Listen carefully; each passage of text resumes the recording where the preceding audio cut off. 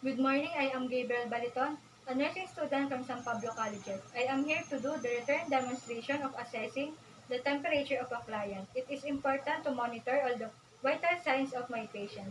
So sir, I am your nurse for today. What is your name? My name is Johnny Chadico. Is it okay with you if I'm going to check your temperature? Yes. Before that, we need to prepare all the materials needed, the electronic thermometer and the cotton. Before assessing it, we need to perform a hand hygiene and provide for the client's privacy, like closing all the curtains.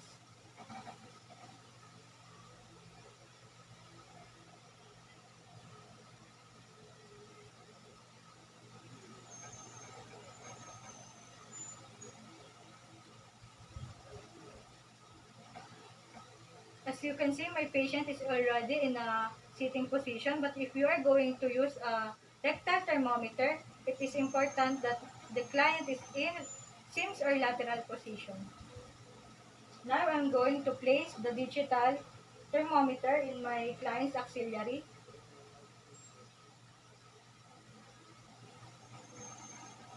We will need to wait for at least 1 minute for the thermometer to create sounds or rings.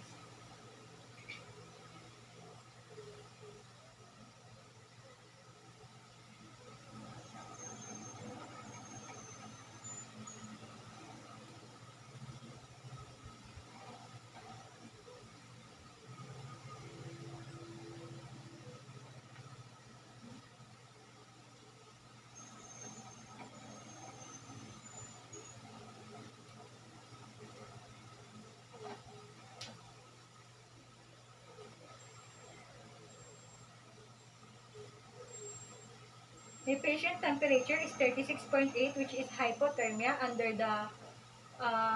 the range of under the normal range of 37 degrees Celsius.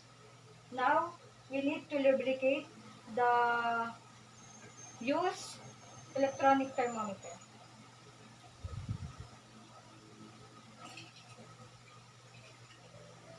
After that, it is important to perform again the hand hygiene and document all the procedures you've done.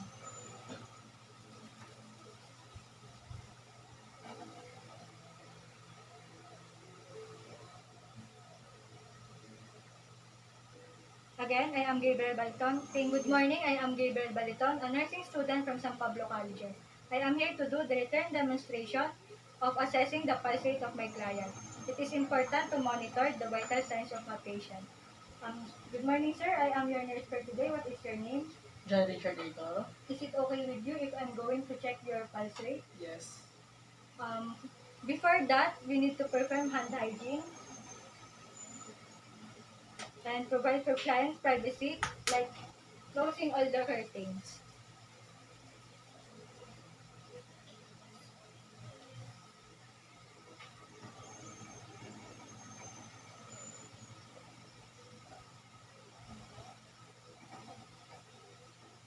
And now we will check the radial pulse point. I will use his right hand, and as you can see, he's in the sitting position, so his forearm can rest at his thigh and with palms facing inward. Now I will now palpate and count his pulse rate.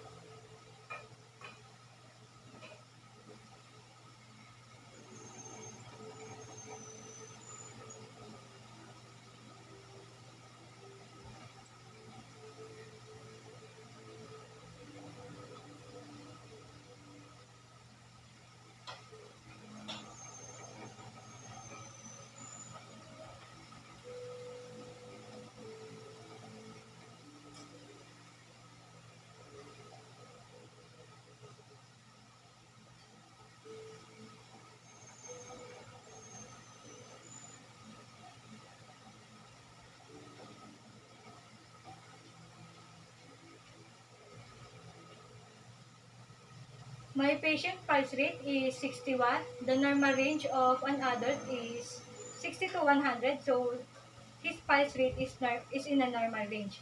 And in infants, it is 120 to 160 beats per minute. I already checked his respiratory rate without him knowing because it can affect the possible result. And I get his respiratory rate at 19, which is also in a normal range of in adults because it is at 16 to 20 beats per minute. And in infants, it's um, 30 to 60 beats per minute. Again, it is important to perform hand hygiene and document all the procedures you've done.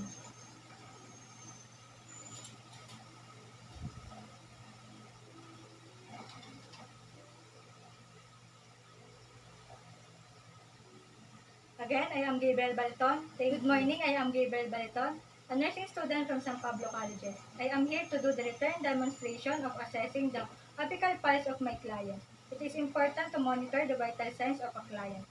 So, good morning, sir. I am your nurse for today. What is your name? John Richard Icaro? It is okay with you if I'm going to check your apical pulse? Yes. Before that, we need to prepare all the materials needed, the stethoscope and a cotton.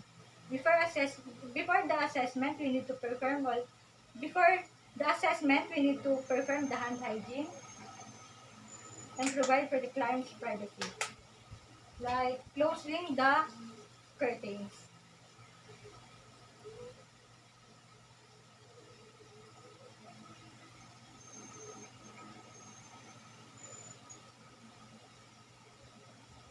As you can see, my patient is already in a sitting position, and now I will locate his apical pulse. His apical pulse is under the apex of the heart. Now, we need to warm the diaphragm of the stethoscope by using the cotton with alcohol.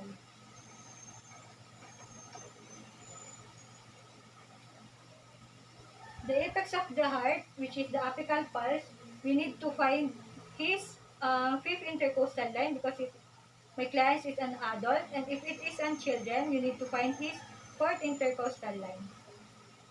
I will now start auscultating and count the apical pulse of my patient. Within a full, within a 1 full minute.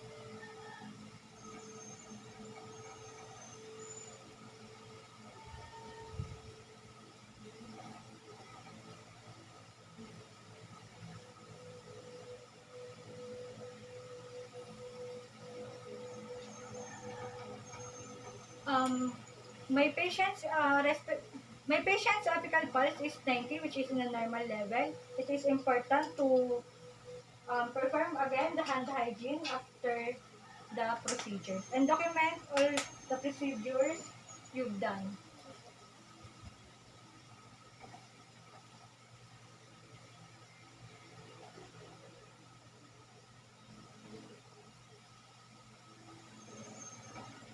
Again, I am Gabriel Baliton. Thank you. Good morning, I am Gabriel Baliton, a nursing student from San Pablo College. I am here to do the return demonstration of assessing the blood pressure of a patient. It is needed to monitor the vital signs of a client. Good morning, sir. What is your name? My name is John Richard Icaro. Is it okay with you if I'm going to get your blood pressure? Yes. Before that, we need to prepare all the materials needed, the stethoscope and sphygmomanometer. Before assessing, we need to perform hand hygiene and provide for the client's privacy like closing the doors and curtains.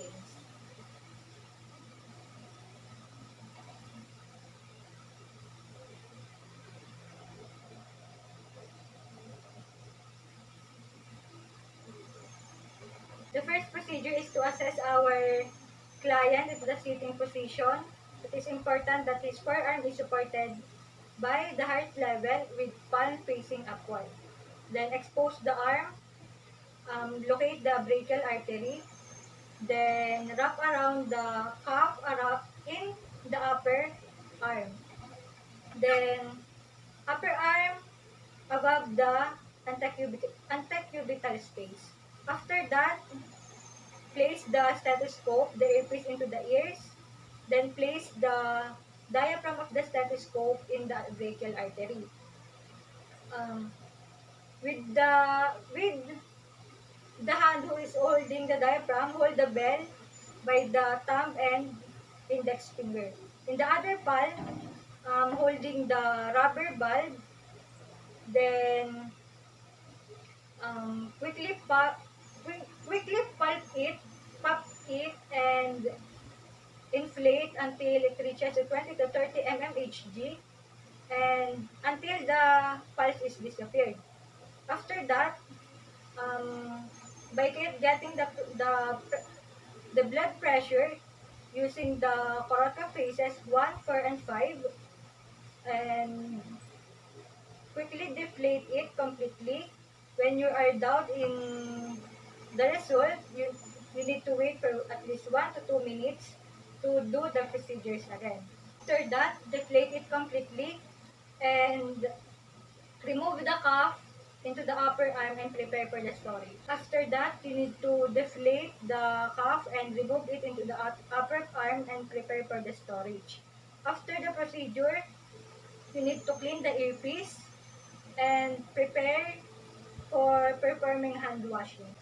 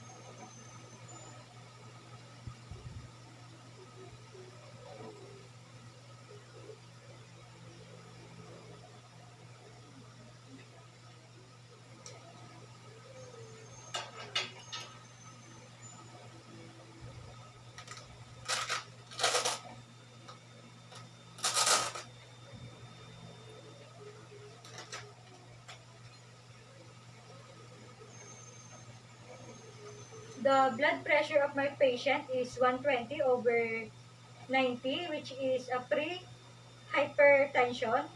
Then after that, we need to clean the earpiece.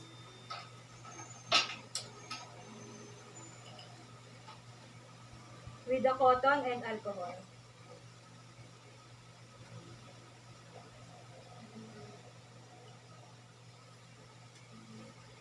After doing all the procedures, we need to perform hand washing and document all the procedures.